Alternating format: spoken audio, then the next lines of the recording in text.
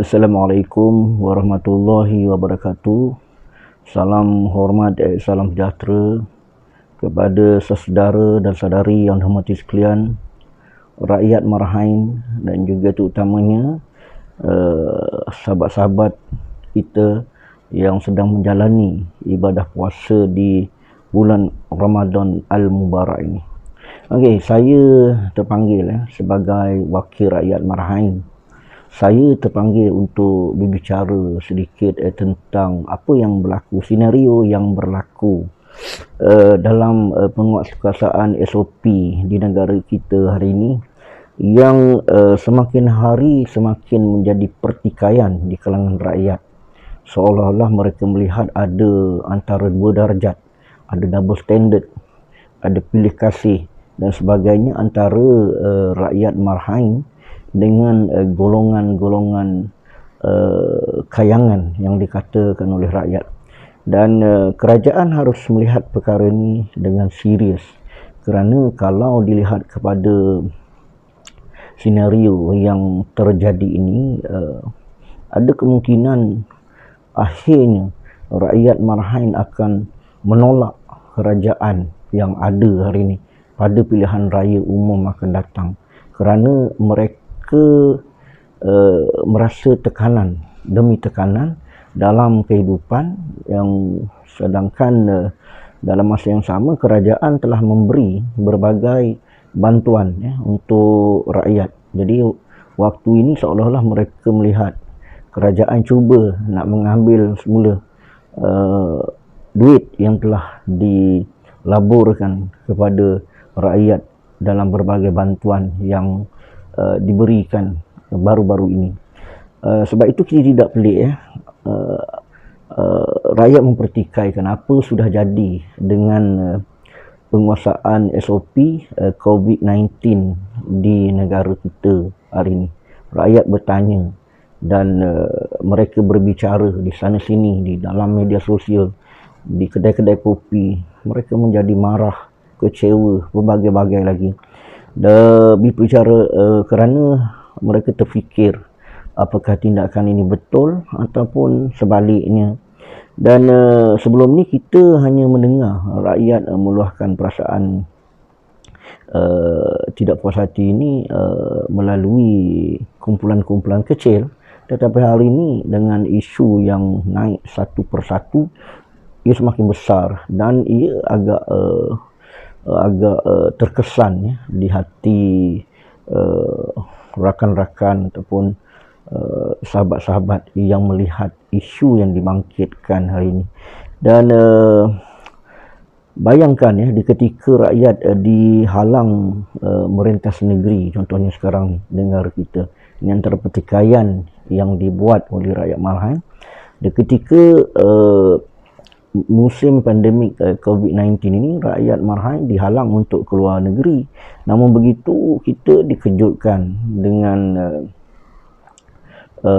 tindakan beberapa pemimpin yang boleh pula ke luar negara ataupun merentas negara. Rakyat dihalang untuk merentas negeri, tapi mereka boleh merentas negara. Kita tahu ada yang merentas negara untuk tujuan kerja, kan? Okeylah, tujuan kerja. Tapi ada juga pemimpin yang merentas negara untuk bercuti ataupun melawat keluarga mereka, kan? Bukan sehari dua, malahkan berbulan-bulan. Ini amat tidak masuk akal dan langsung tidak dikenakan tindakan oleh pihak kerajaan, kan? Ini lah yang menjadi persoalan di kalangan rakyat. Jika begitu, kenapa hari raya Aidilfitri ini tidak diberikan saja rakyat merentas negeri untuk melawat keluarga mereka di kampung halaman, kan? Jadi sama juga dengan menteri ataupun pemimpin melawat keluarga di luar negara. Jadi sepatutnya rakyat boleh merentas negeri untuk melawat keluarga mereka, kan? Ini yang saya nampak lah. Jadi sepatutnya pemimpin menunjukkan contoh yang baik kepada rakyat, namun sebaliknya pula yang berlaku. Dan itu belum saya berbicara soal tempoh kuarantin yang pendek kepada pemimpin-pemimpin berbeza dengan rakyat Marhain, ya. Dan malah kalau kita lihat lebih sakit hati lagi rakyat ini bila isu melibatkan pemimpin dan golongan-golongan selebriti misalnya. Penguasaan tu dilihat terlalu lemah. Kertas siasatan dibuka kemudian disiasat untuk tempoh-tempoh yang tertentu, barulah diambil tindakan undang-undang. Maksudnya ada tempoh, ada apa semua, kan. Namun anehnya bagi rakyat Marhain, tindakan yang dilakukan terhadap mereka begitu pantas, cepat, tanpa ada pertimbangan yang sewajarnya, kan. Rakyat Marhain tidak dibuka kertas siasatan, sebaliknya terus dikeluarkan notis kompaun serta-merta tanpa berpeluang membela diri di mahkamah.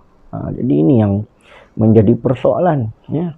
Okey, dan sebab itu kita terkejut. Paling mengejutkan apabila yang terbaru, seorang peniaga burger dan juga penjual colik didenda ataupun dikompaun sebanyak RM50,000 di Kelantan. Ini mengejutkan. Sebelum ni kita dengar beberapa pelajar-pelajar sekolah, pelajar IPT ni yang didenda ataupun dikompaun sekitar RM1,500 hingga RM2,000. Tapi bila timbul isu RM50,000, saya sendiri pun terkejut beruk lah. Sebab mana mungkin seorang peniaga colik, penjual colik dengan peniaga burger, saya ingat berniaga setahun pada musim PKP ini ataupun musim pandemik ini pun mereka tidak mungkin boleh mendapatkan wang sebanyak RM50,000 tiba-tiba nak bayar saman. Walaupun ada pemimpin yang mengatakan kalau bayar awal dapat diskaun 50%, iaitu RM25,000. Itu pun jumlah yang cukup besar bagi peniaga kecil, ya, seperti penjual. Saya rasa ini satu keputusan yang agak luar biasa dan cukup menggerunkan, dan memang benar niat untuk memberi pengajaran iktibar kepada orang lain supaya mematuhi peraturan. Tetapi dalam masa yang sama, rakyat Marhain melihat ini satu tindakan yang zalim dan tidak adil kerana lebih masa saja, kan. Jadi perlu dikaji dan perlu kerajaan mempertimbangkan mengambil tindakan yang lebih munasabah terhadap mereka. Tapi bila kena dekat golongan-golongan kayangan, tindakannya tidak sedrastik ini, kan. Kita bukan tak tahu ada isu-isu yang melibatkan pihak-pihak berkenaan, tetapi tindakan kompaun yang dikeluarkan agak minima, ya, macam 1,000, 2,000, kan, macam jumlah yang agak minima. Tapi bila rakyat Marhain, jumlahnya cukup besar, cukup luar biasa. Kalau syarikat-syarikat gegasi, syarikat-syarikat korporat disaman RM50,000, itu mungkin kita tak pelik. Tapi kalau seorang penjual burger, penjual colik disaman RM50,000, ini sesuatu yang tidak masuk di akal, ya. Okey, memang kita tahu ini tujuannya untuk kebaikan pada musim COVID-19, tapi kalau berlampau menjadi-jadi, seolah-olah kerajaan mengambil kesempatan terhadap rakyat Marhain. Macam saya kata tadi, nak kutip balik duit daripada rakyat Marhain setelah memberi berbagai-bagai bantuan. Dahlah ketika ini ekonomi rakyat tu merudum sejak setahun yang lalu, dan diorang pun sekarang ni nak berniaga cari rezeki, tiba-tiba nilai kompaun dinaikkan berganda-ganda daripada 1,000, 10,000 maksima, kan. Seolah-olah ada usaha nak dapatkan kembali wang kepada kerajaan. Ini yang bermain di fikiran rakyat Marhain. Mereka ni terpaksa berniaga kerana ekonomi keluarga mereka di musim COVID ini telah merudum, terpaksa berhadapan pula dengan tindakan saman yang menakutkan kan. Dan paling mengejutkan, bukan sahaja rakyat Merahan yang kena compound pada waktu ini, tempat ibadah pun kena compound. Tempat ibadah macam masjid pun di compound oleh penguatkuasa atas alasan melanggar SOP yang telah ditetapkan, seperti yang berlaku di sebuah masjid di Pekan Pahang baru-baru ni. Dan apa yang saya nak beritahu, rakyat tidak boleh berbuat apa-apa sekarang ni selain hanya meluahkan perasaan kecewa di media sosial, ya. Kita meluah sebagai sebuah negara demokrasi. Undang-undang ada di tangan kerajaan, dan sebagai rakyat kita hanya mampu tengok dan terpaksa akur menurut perintah. Jika tidak kita akan di-compound sehingga puluhan ribu. Jadi bukankah ini menakutkan rakyat, tapi dalam masa yang sama mereka terpaksa bekerja untuk menampung kehidupan sekarang ni.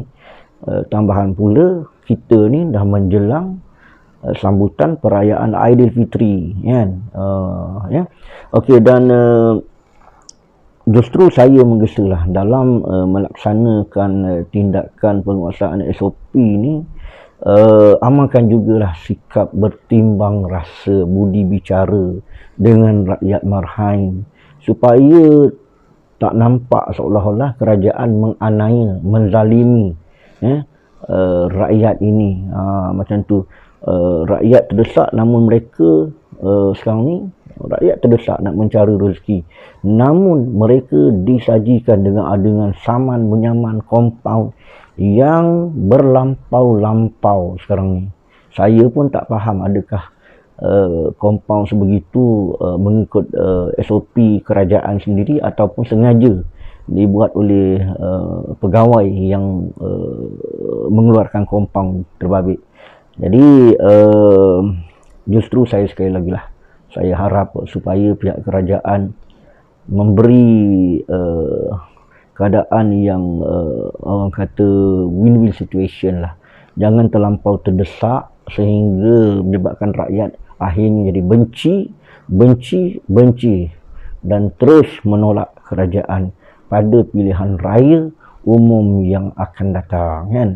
Jadi bila rakyat dah benci, kan, jadi sekadar itu dulu perkongsian saya untuk kali ini, dan kita akan jumpa lagi nanti dalam edisi terjah yang berikutnya. Jadi jika anda di luar sana sukakan laporan berita ataupun konten-konten yang dibuat di channel ini, jangan lupa like, follow, share dan subscribe CMK TV, Suara Rakyat Merahan. Jangan lupa tekan butang loceng sebagai sokongan anda. Terima kasih. Sekadar itu untuk saya kali ini daripada Wakil Rakyat Merahan. Sekian, wabillahi taufiq wal hidayah. Wassalamualaikum warahmatullahi wabarakatuh.